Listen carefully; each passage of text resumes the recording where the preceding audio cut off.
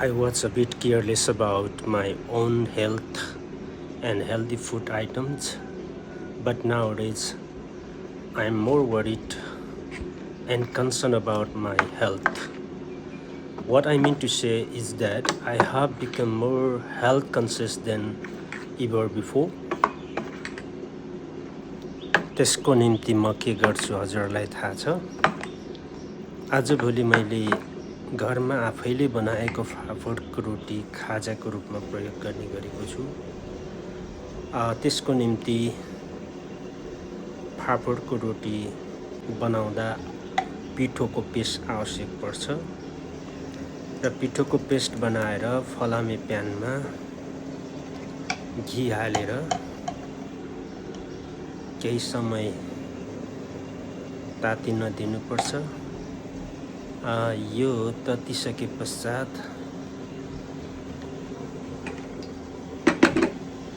फाफडको रोटी बनाउनको लागि बनाइएको पेस्ट चाहिँ डाडुले स्केल गरेर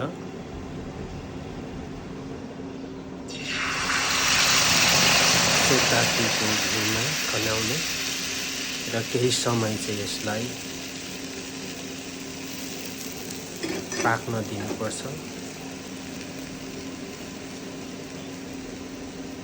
र केही बेर पश्चात यसलाई एकातर्फी पाकिसके पश्चात स्टिल ल्याडर प्रयोग गरेर यसलाई पल्टाउनुपर्छ।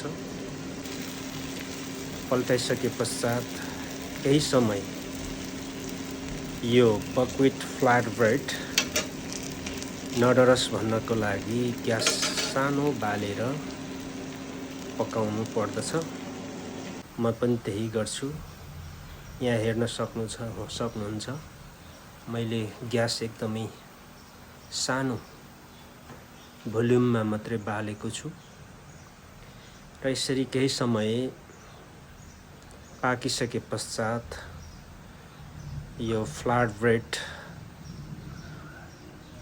तयारी हुन्छ र यो खानको लागि एकदमै मिठो हुन्छ।